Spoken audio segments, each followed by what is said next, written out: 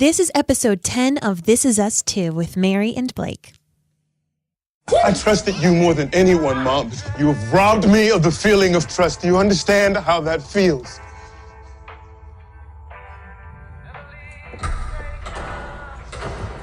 You feel better yelling at her? No, because she couldn't care less. Come on. You're a parent, Randall. You know that these things aren't that simple. Maybe you're looking at this all the wrong way. What other way could there possibly be? Relax your eyes and look through it. It's right there in front of you.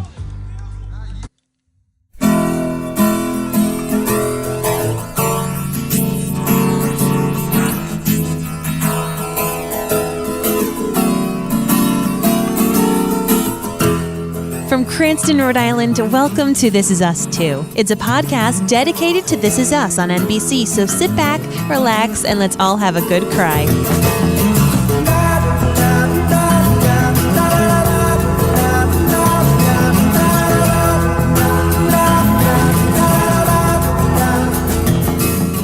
Hi everyone, welcome back. I'm Mary Larson. My name is Blake, and I remember the first and last time I ever tried mushrooms. Oh gosh, I thankfully have never had the experience, so. Oh my goodness. The mushrooms are not something to be trifled with. Nope. My friend. I believe you. I think I was probably 23 or 24. Okay. Oh no, I think I was 23, and I was at my buddy's house. Right before you met me. That's true, actually.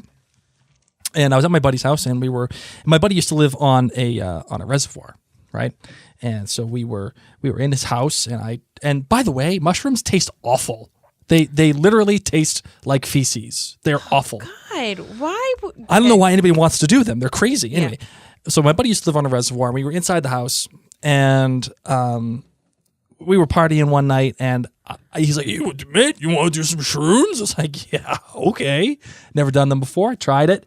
And nothing really happened. And all of a sudden, like 20 minutes later, I was staring at his window. Uh-oh. And I thought that his drapery was going to kill me. It looked like it wanted to strangle me. So you had that dumb face that Randall had. Right. And I remember vividly looking at it going, wow, okay, I have to leave. So I went outside. And I looked out at the reservoir, and the moon was shining. I thought it was the sun because it was at night, but I thought it was the sun. Oh my God. And so I turned around so I didn't have to look at the moon anymore, sparkling off of the reservoir. It's too bright. So suddenly I saw a squirrel, and I had a conversation with the squirrel about the Red Sox winning the World Series. And I sat and talked to that squirrel for about a good 10 minutes. And that's all I remember from my experience. So kids, if you're listening, don't do drugs. The more you know. The more you know.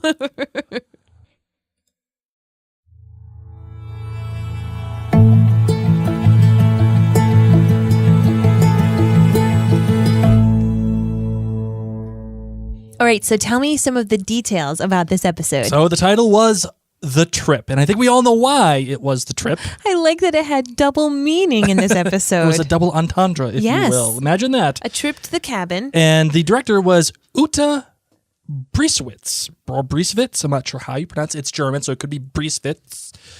She has a lot of experience with all the Marvel shows on Netflix. Jessica Jones and Iron Fist, and even The Defenders.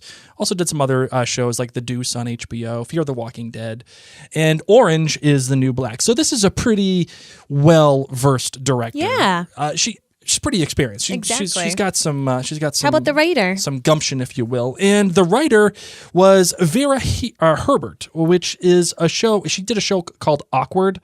And I think that's her only credit, as a matter of fact, outside of This Is Us. So it's a relatively new writer. Very cool. I think it shows a little bit that she's a relatively new writer in that she only has one credit other than This Is Us.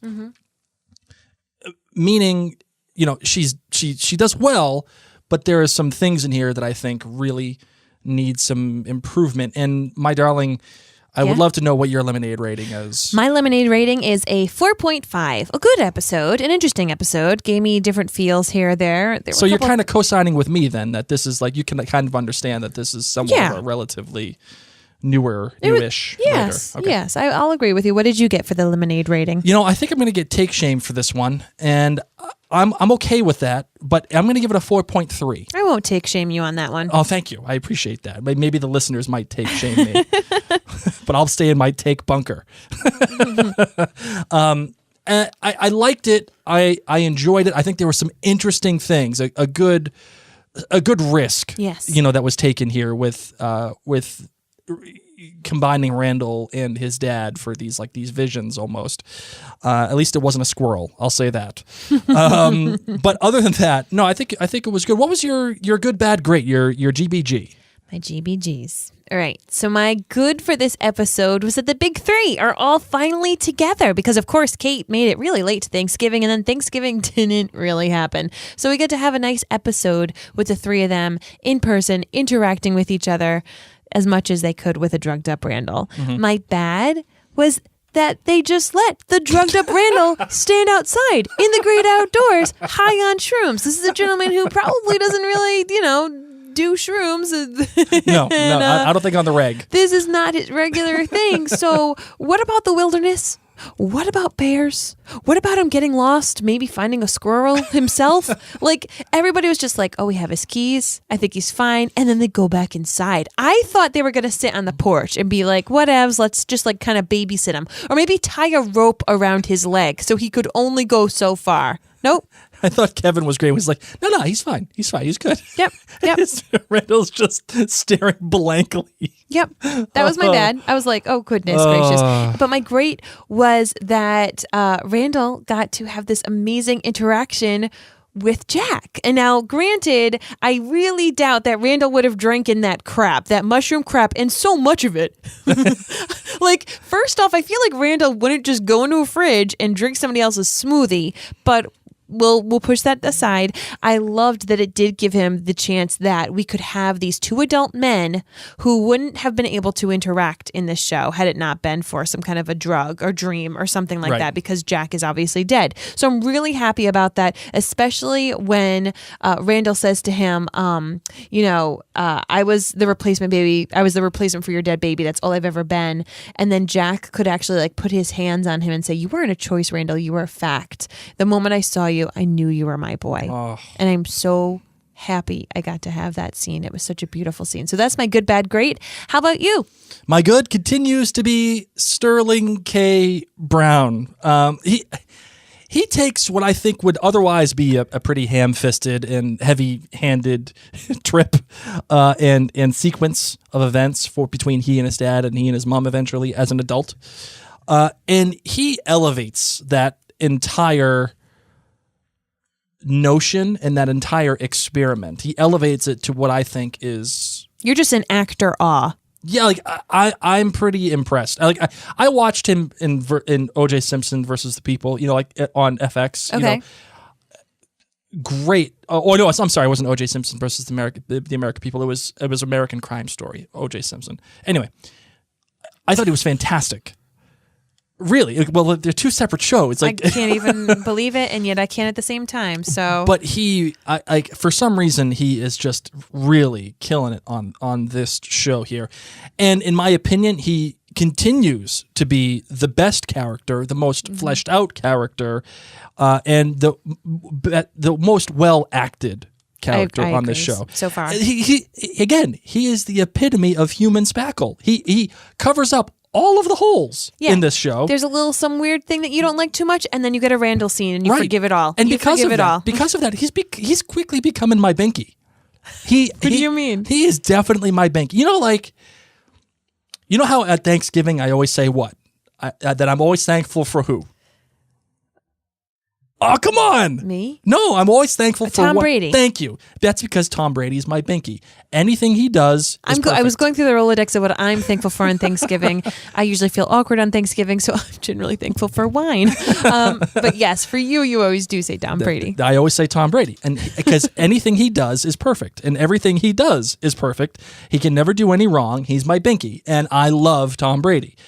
For example, also Tobias Menzies on Outlander is my binky. Yeah. And now Sterling K. Brown is quickly becoming my binky. He is amazing. Love it. So my bad is last episode I was in take development on this one. I'm fully out of take development.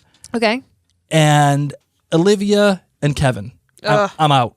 Yeah. I am totally out. I don't want them to come back. Nope. I want her out of the I picture. want Kevin to come back. No, but I'm also- Kevin's fine. Kevin's fine. But Olivia, I want out. She is gone. I'm no longer in take development.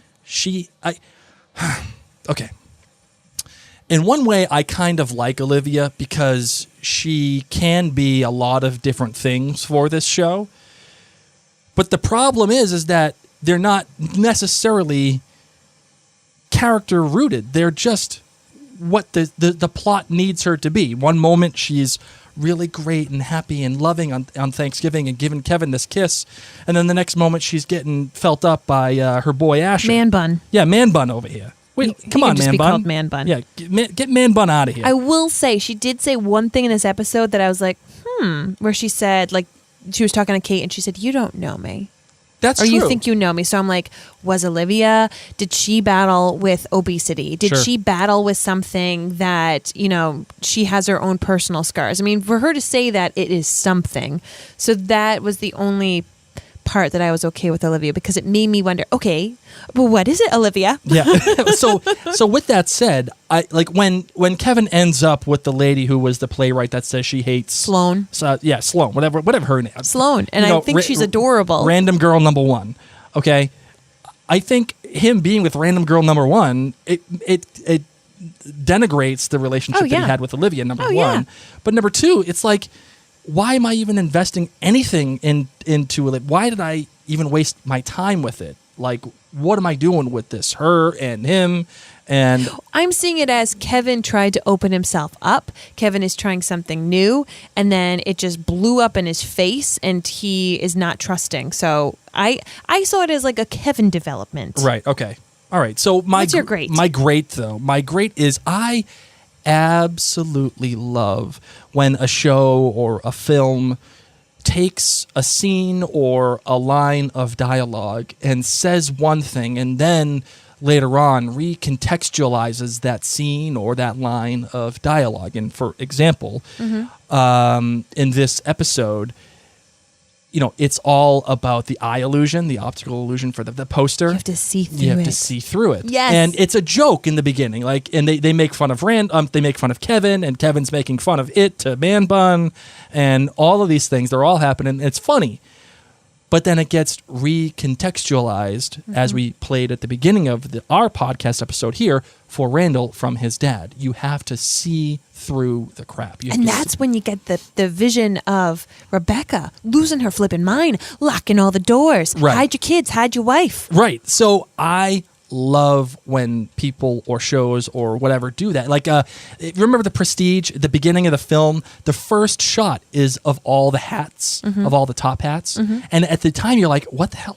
What? Who is making such a mess? But spoiler alert, when you see the film, you realize that is the entire crux of the film. So when you see it again, you're like, oh my God, they showed me the whole point right at the beginning.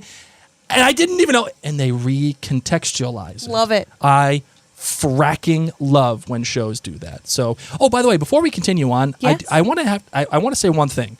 I had a chance to revisit Police Academy 3 When do you have all this time? when you go away. When you I've do been with things. you. No, but when you do things, when you go off to band or when you go Okay. out with friends or whatever, I get the kids to bed early and I get a chance to do some research for the show, Mary. Maybe you should try it too. And watch Police Academy 3. Yeah. So Police Academy 3, sneaky good. Really? Sneaky good. Not great. Okay. Sneaky good. I'm still going to say that Police Academy 1 is much better. Okay. Much better. But to say that Police Academy 3 was the best one, you got to be on Planet Zippy for that. Planet Zippy. Well, on that note, let's talk about this episode a little bit more. Okay. Really, Randall stole the show. Oh, yeah. This is a Randall episode, in my opinion, all the way through. We just need to touch on a couple of things. Kate and Toby still broken up. And I like that Toby called her out on it when she called him as she's going through all these things after being called out by Kate that you're afraid you're going to lose the weight and nothing else is going to change. Right. And she calls Toby just to tell him, like a lot of people do when they break up with someone. They're like, hey, we're broken up, but you're still my best friend. # awkward phase. Right. That was going to be my story, but I felt that the shrooms where it was a much better story. Yes. But yeah, awkward phase. When you break up with somebody, you're still like, are we dating? Are we not dating? I like you, but I can't be with you, so I'm still going to call you. Maybe we're still going to hook up or whatever. Mm-hmm. Awkward phase sucks. It's the worst thing that humans have ever created.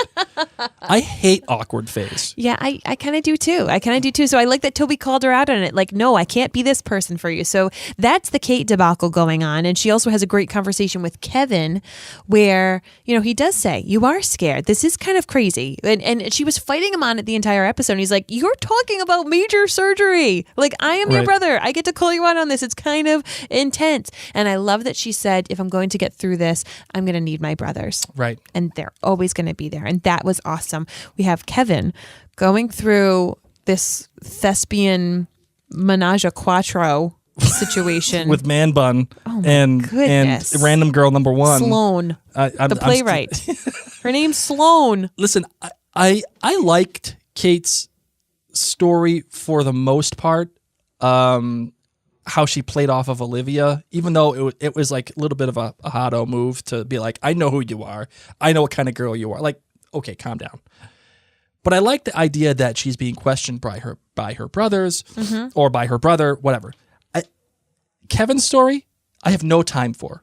I just do that on your own time. It just felt I got nothing from Kevin's story. I liked that he did invite all these people there accidentally. That he just, invited Olivia, and then Olivia kind of conned this poor girl, Sloane, who had to leave the birth of her niece. That's the whole reason she rented this car. Just to go, that's another thing to check on the list of Olivia sucks. Oh, Olivia is the worst. Yeah, I'm not a fan. She's the worst. I like that Kate called her out. You know what? This is Kate's house. This is Kate's retreat. She thought it was just going to be the three of them. And then in comes this hussy, this straight up hussy with Man Bun ex-boyfriend. And Kate's like, this was supposed to be family bonding time. I think this is the problem with the writing for this episode, in that, we had such a great experience for Thanksgiving, and all of a sudden, Kate just shows up and is like, you're a hussy. But Olivia hadn't done anything really yet to prove that she... In fact, she had done the opposite. She took the pie. She did give him that kiss. He was having a good relationship with Olivia for a little bit. Except she brought a Man Bun, and Kate, as a girl, saw all that sexual tension probably. She was like, yep, I know who this is. So... I liked the Kate conversations. I like that she is in an awkward phase with herself. She does want to make these big changes. She still loves Toby. I like that Toby kind of gave her the business, though. Yeah. He gave her the business because he was like, listen, that's great, but are we dating or not? Because if we're not, I can't do this. And he was able to put up his boundaries. Oh, that was awesome. Now, okay, let's be honest here. We all know that Toby's coming back. Yeah. But I'm happy that he was like, no, take a step back, and he just hung up. I think Kate needs that. I was the queen of awkward phase. I would break up, and then I'd be like, hey. Oh, my God. What you doing? Oh, my God. Awkward phase is the worst. It's worse than Olivia. Surely. All right, so Randall, having these conversations with his dad, finding out how hard Jack struggled with Rebecca because he wanted to hire a private eye. He didn't see what the big deal was. How, then he goes and asks Yvette how to, find these male role models they're black, how he talks to her about the freaking tongue thing. Oh, that tongue rolling thing. So sad and yet so sexual when Rebecca was like, I can do it. I'll show you how to do it. Wait, can you do it? Yeah. Oh, I can do it too. Cool. Can you make yours a W and curl it multiple times? I no way. I can. Oh my God. And I know this is bad podcasting, but still, like, you can kind of hear it. Like, yeah, that's gross. So let's talk about Randall. well, let me start this conversation by asking you a question, my darling. How did you feel? Like, were you excited at the notion of getting all the PSN kids together, only to have them have their own separate through lines this entire time?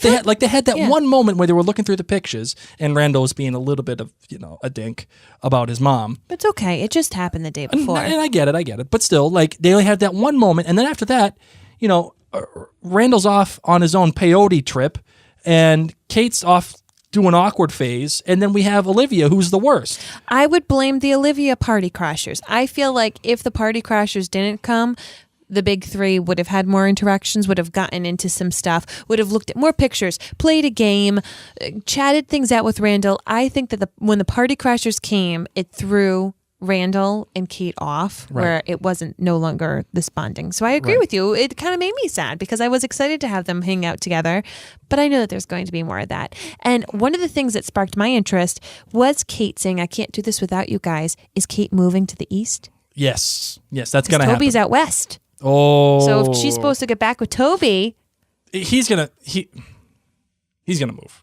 I mean, there's still good spaghetti in New York. There's better spaghetti in New York. Yeah, all the Italians are in New York. What did you think about the risk of the trip? Hashtag or I'm sorry, lowercase t trip of all of the drugs and Randall and taking the risk of being with his dad and having these visions. Like, what did you think about? Did you think that was interesting? Did you think that was? Well, it really confused me that Randall drank this drink.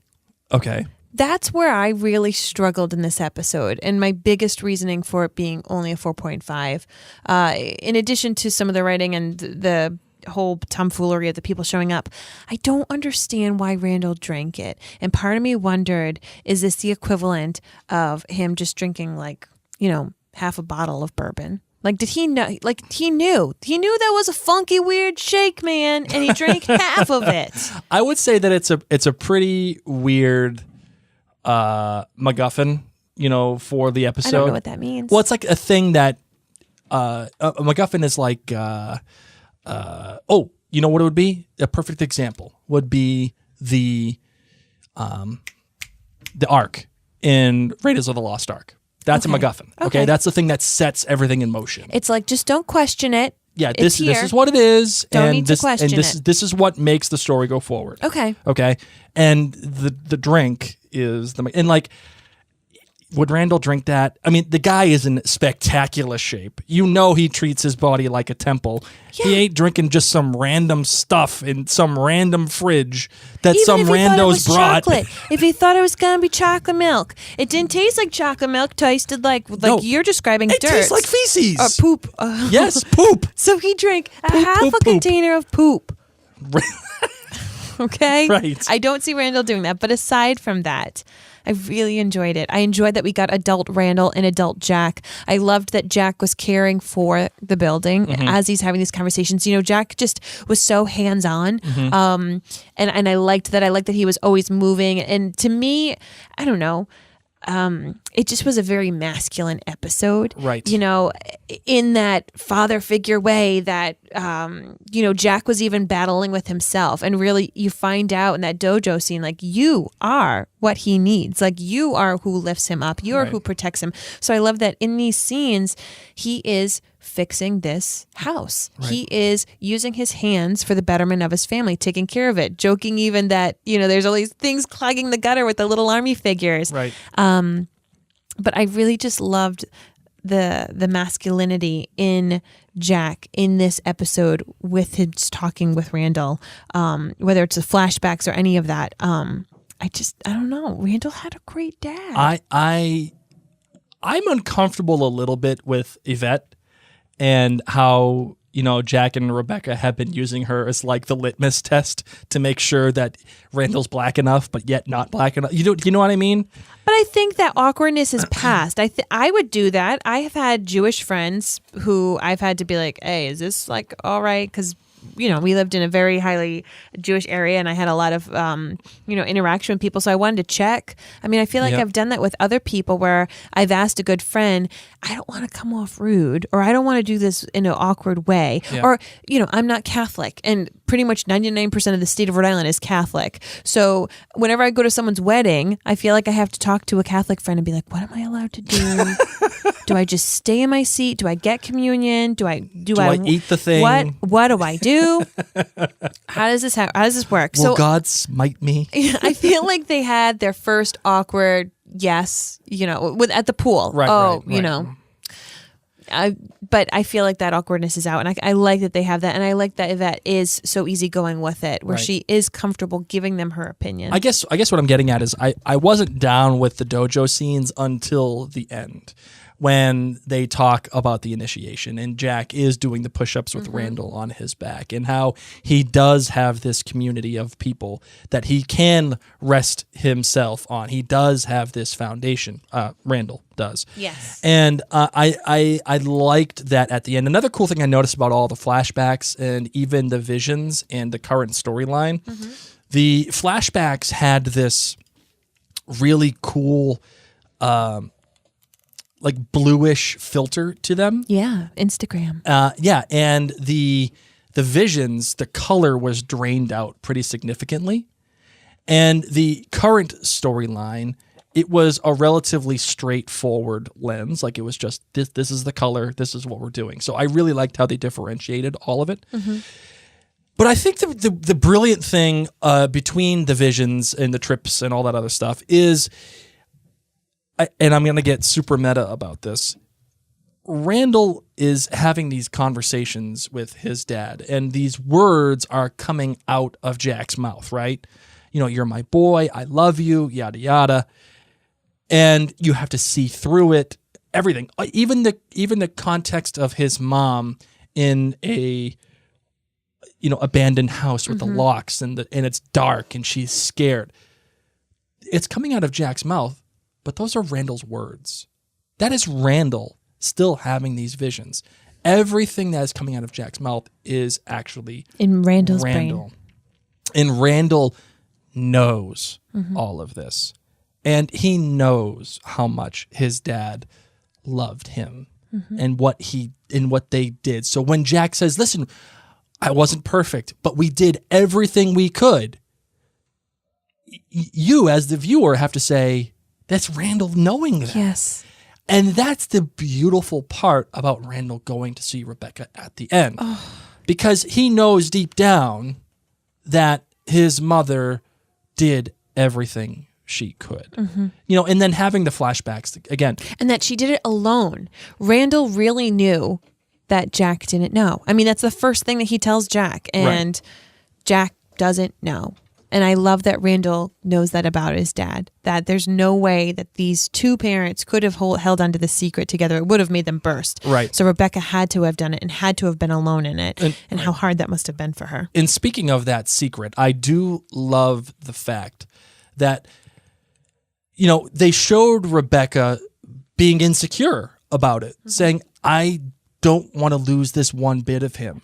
I can't lose this. We have to be enough. What if he wants them? Right. And it's not. And this is another thing that recontextualizes everything that happens within this episode, right? Because what you end up realizing is that her fears and Randall's fears and everything that they are insecure about isn't necessarily race related. It's more blood related. There are racial things that are going on. It is the awkwardness of being black in an all-white family, being adopted, all of that stuff. But Randall isn't mad about being the only black kid. He's mad that he's missing his dad.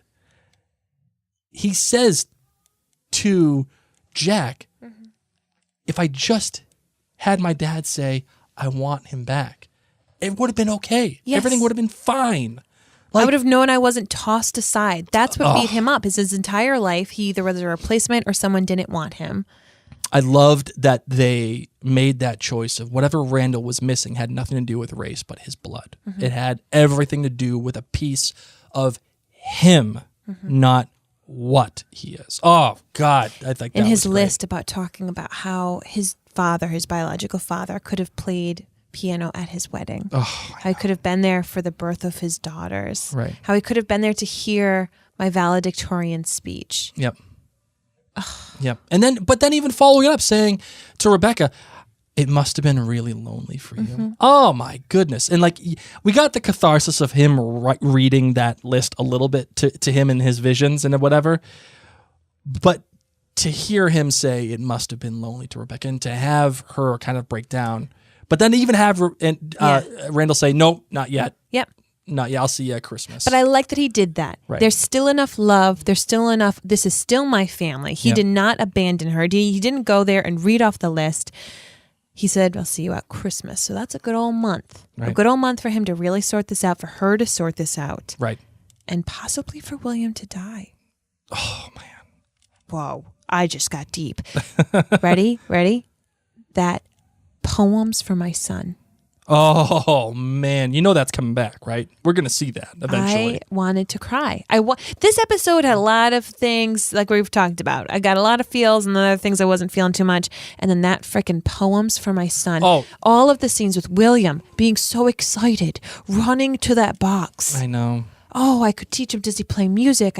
Could I see him? Maybe I can teach him things. Oh, I have something for him. I can get him a cot. He could stay here. I know it's not the best, but da-da-da-da-da. Oh. Here's a theory that'll blow your mind. Yep. Ready? Bring it. Remember in the flash forward that we saw of Randall crying with William's hat and whatever? Yes. Guarantee you that's when he discovers the poems for my son. Yes. Oh, man, that would be awesome. So on that note, there's that episode. All right, you ready to close it out? Mm-hmm. Let's do it.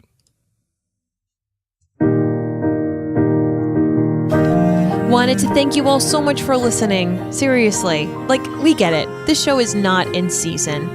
You guys are listening because you love This Is Us. Maybe you love Blake and I too. You just love my takes. Hey. Or Mary's takes. If this has been enjoyable for you, share it on Facebook. Share it in your Facebook stories. Screenshot it on your Instagram or Facebook stories and say, anyone else who likes This Is Us, check out this podcast. This Is Us too. And I want to give a big shout out to one of our reviewers, Fish Biscuit, wrote, listening to Mary and Blake's podcast is like talking about your favorite show with your best friend, sitting in your living room with your pajamas while drinking coffee out of your nerdiest mugs. Yes. They're so easygoing and fun to listen to. They're honest, funny, and the flow never feels scripted. I've already seen every episode and love hearing their reactions after seeing it for the first time. Yay. Made me fall in love with the Pearsons all over again. So thank you so much, Fish Biscuit. I'm Mary. My name's Blake. And this is Us Too.